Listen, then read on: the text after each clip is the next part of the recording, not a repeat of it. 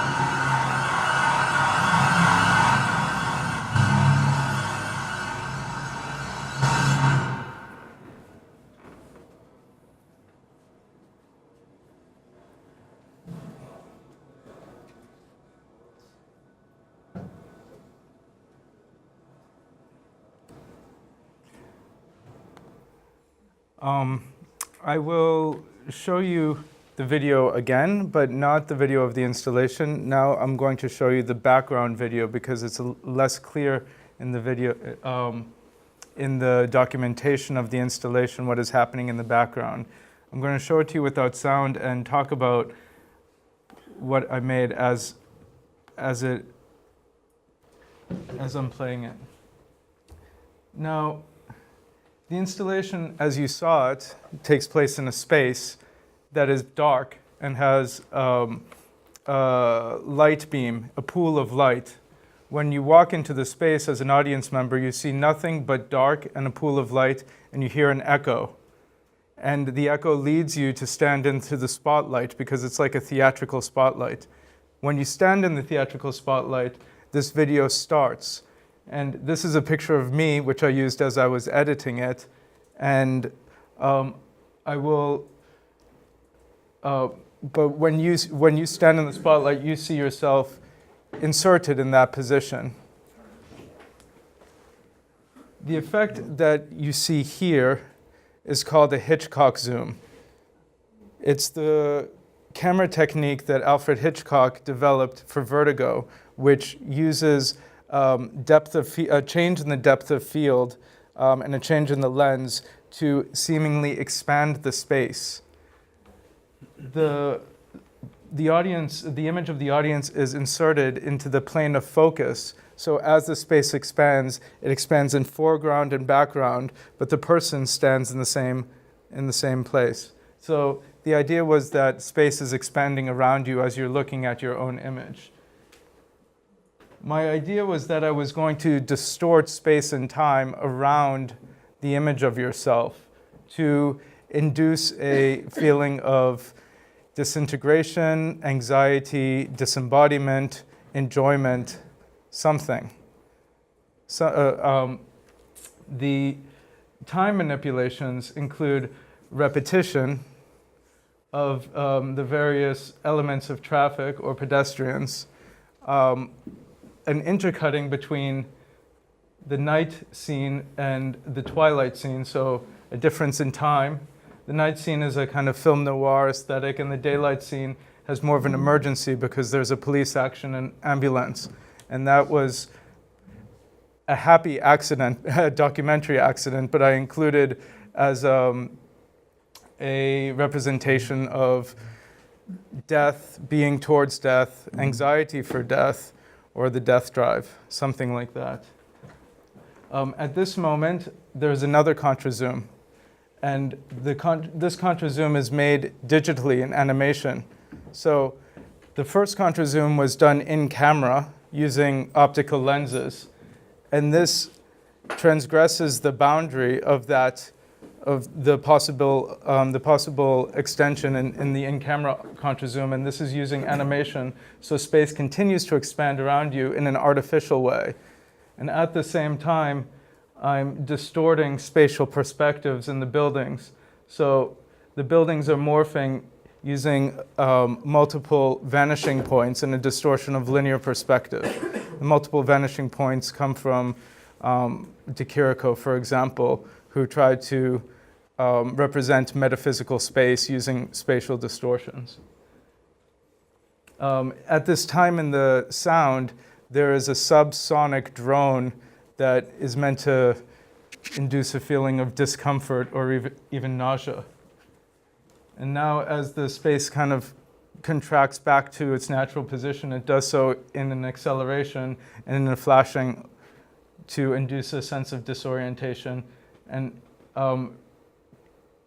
the ambulance repeats and returns and comes crashing towards you. It becomes louder in the installation.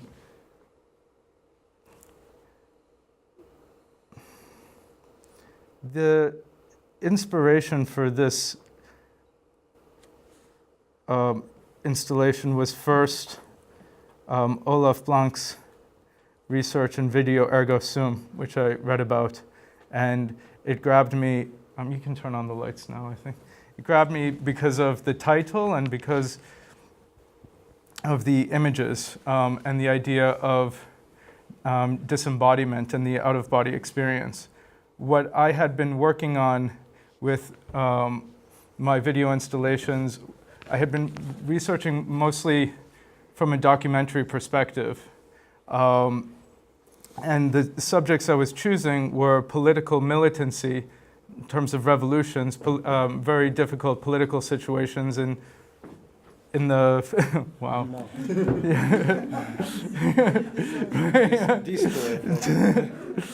Un peu moins, mais en fait, sans que voilà. It's but that was great. I forgot where I was. Oh, I had been making documentaries about political militancy and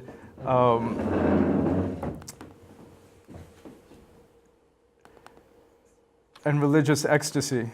And this, for example, is a large-scale 3-screen installation called No Permanent Address, which I made in the Philippines with Maoist communist guerrillas.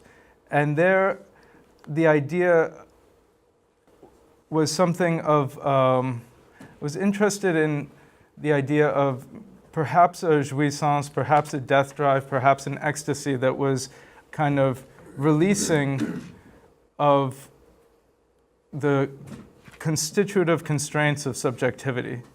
If subjectivity is constructed, then a liberation that results in deconstructing that somehow, in destroying the law or sometimes language, sometimes God in my films, as a way of finding liberation.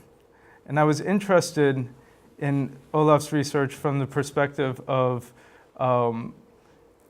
narcissism in the mirror stage. If I constitute myself when I see myself, then maybe it's possible to have a personal liberation aesthetic if I'm somehow destroyed or deconstructed in my image. And that's why I'm trying to disorient the viewer, not only in asking them to identify themselves with an image of themselves, but also manipulate temporally the synchronicity and spatially the perspective in a way that can be psychedelic, hallucinogenic, or somehow disturbing. I proceeded from, I'll tell you a little bit about the research and the production. I proceeded from the research that Olaf showed you, which was with video goggles, the camera behind the back and the video goggles in the front, and you can see yourself in front of yourself. As a video artist, I couldn't use video goggles in a way that would be either aesthetic or functional. They would clearly break after after audience members used them a few times, and I didn't like the idea of putting them on your head. I wanted to have the audience formally interact with a ghostly version of themselves. I also was interested in the idea of 3D as being particularly uncanny, that there was a more ready identification with a video image of yourself because it's in three dimensions.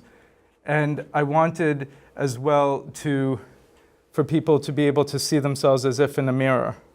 The first apparatus I came up with was having a person facing a video screen with 3D glasses and 3D cameras above the screen, and there was a green background so I could composite them into the video. And that proved to be disorienting because it looked too much like a television studio and was quite clearly a production. But I think most importantly for my research was that in order for me to feel like I was identifying with my own image, I needed to be able to look at myself in the eye. And this is a problem that has been overcome in documentary filmmaking by Errol Morris. And in documentary filmmaking, there's an epistemological problem where most people don't feel like there's a identification with the person on screen or with the director holding the camera, because the subject being interviewed is always looking off screen. And so how he solved this problem was through the use of teleprompters. And a teleprompter allows you, usually a politician, to read a speech but be filmed through the speech. So it looks like as he's reading the speech, he's actually looking his audience, the public body, in the eye. So the camera exists behind a two-way mirror that is reflecting an image. In this case, in the documentary case, the two people are talking to each other and seeing their two images on two monitors and being filmed from behind mirrors reflecting that. And that's based on a 19th century stage magic technique called Pepper's Ghost. Now, this is theatrical magic, stage illusions. And in the 19th century, the audience sitting in the theater would see a ghost appear on stage as if in the mise en scène, because there's a two-way mirror reflecting the offstage presence of the ghost.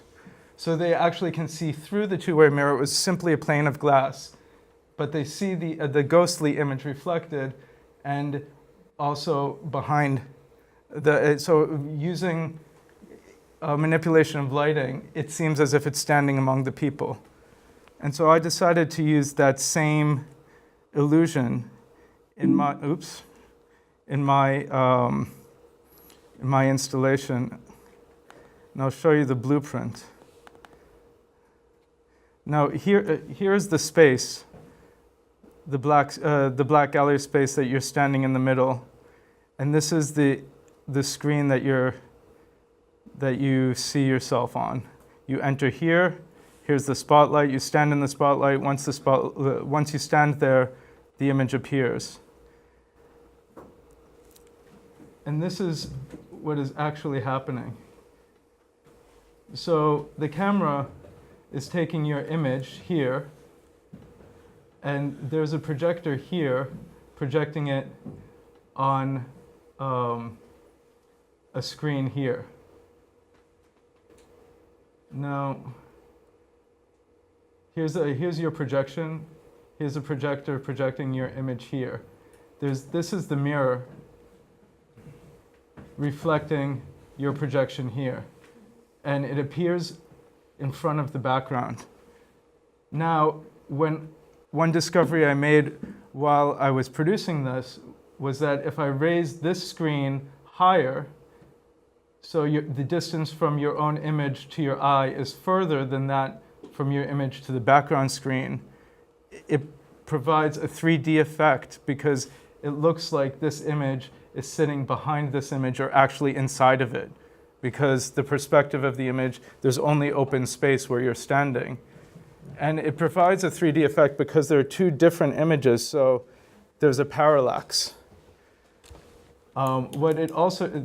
You can't see any of this apparatus from where you're standing here.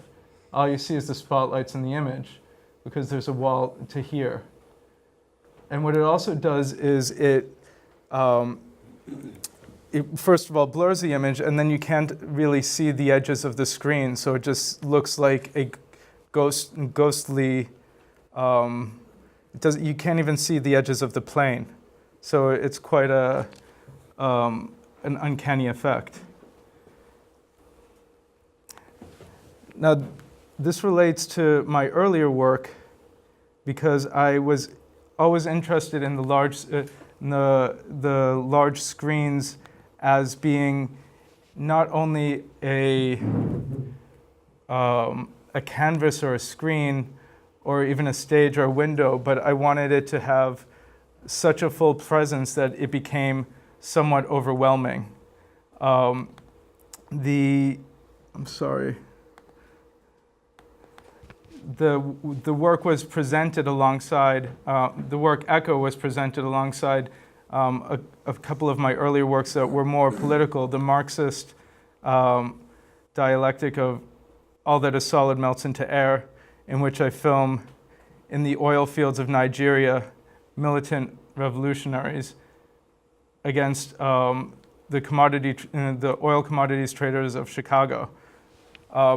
In All That Is Solid Melts into Air, you're standing in between two different screens. And so the idea there was that your attention is divided. The narrative of the film is constantly begging for your not only attention, but identification.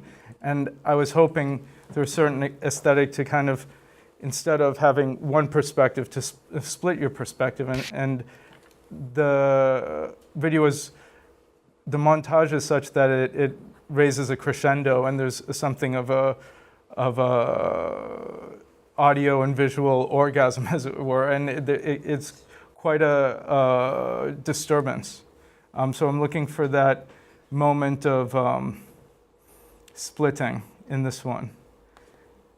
And in No Permanent Address, which is about Maoist revolutionaries in the Philippines, there are three screens that are sometimes synchronized, sometimes desynchronized. And I'm using time to create both at once a linear progress, but also having a slight repetition that creates a rhythm. And that also, there's this kind of constant splitting between the immediate past and the present and the anticipation of the future. The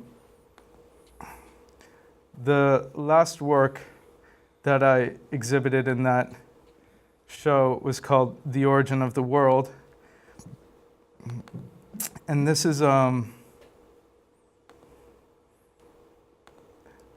self-portrait, which that's my face. It's quite a dark image, so it's hard to see here. It's my face reflected in the pupil of my own eye. And what I was interested in is kind of destroying or making indeterminate the surface of the mirror and the surface of the screen. You know, it's hard to tell what is being reflected where and where the position of the camera is.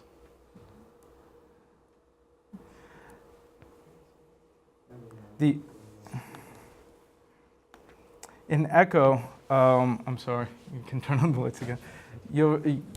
There's a constant movement between synchronization and desynchronization, and there's a delay on the sound which creates an echo as well. It creates an echo because there's a live feed, so if there's a 1 second delay, you snap, the speaker snaps, and then it continues to snap, and it creates its own rhythm. Just the fact of a repetition creates its rhythm, which I found interesting. That was an effect that I hadn't planned on, but only finally in the installation did it all seem to come together. I'd like to leave room for questions, so if you have any questions for me. Do you want to get to a conclusion? No, it's okay. It's okay? Yeah. Okay. Thank you, then Mark.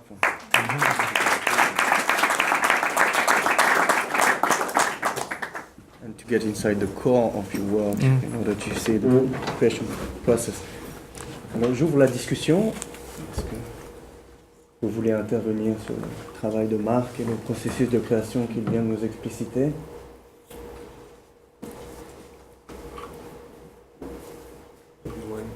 Want to start? So we've talked before about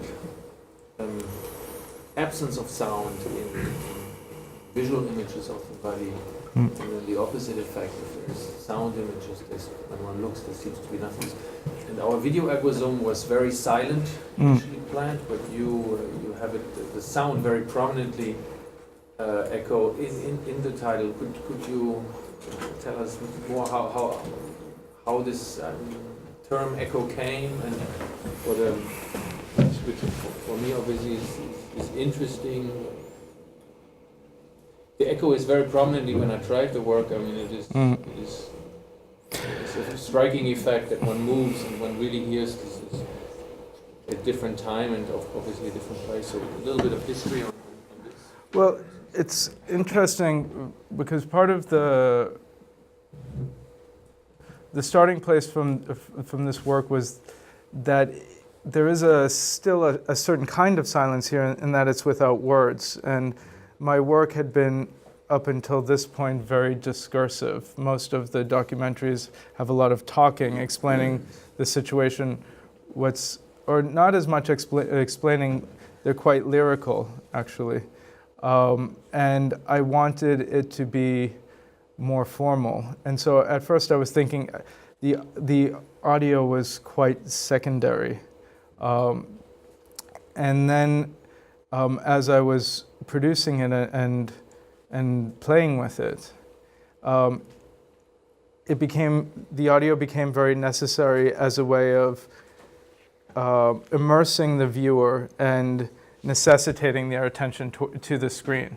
That it draws you into the image, and then it was also the live feed was there to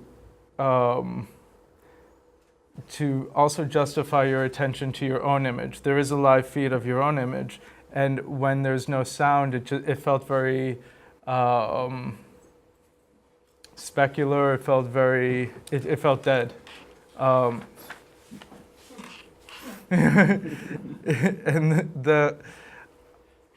I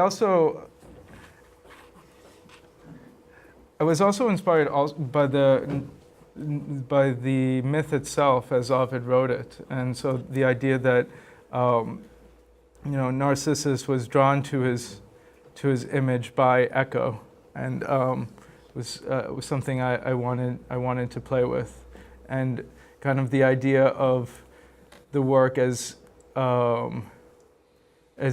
embodying the structure of the echo somehow.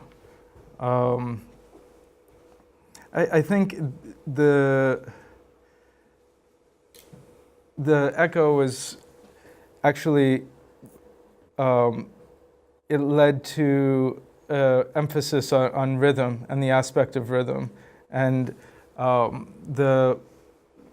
as it was a single shot, the montage was only within the shot, either intercutting to a previous time or repeating elements within the frame, and so it's difficult to build a rhythm only visually. And the rhythm actually is where the it kind of is the force of the narrative, and is what kind of drives you towards yourself in a certain way, I think.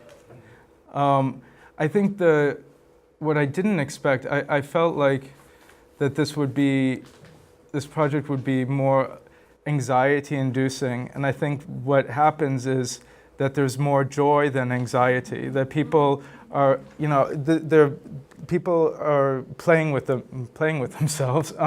They dancing with themselves, clapping and snapping, and they enjoy this kind of desynchronicity. They find more freedom there than it is kind of disembodiment or anxiety. I thought it would be a bit more existential, and instead it's very amusing, which I think was an aspect of the jouissance that I kind of forgot. That is actually enjoyment, and not simply about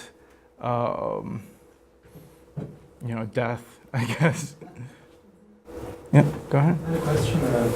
What's experimentally the kind of biggest lapse you can create in terms of the response between the action being performed and then the image responding, that for somebody to still find this interesting?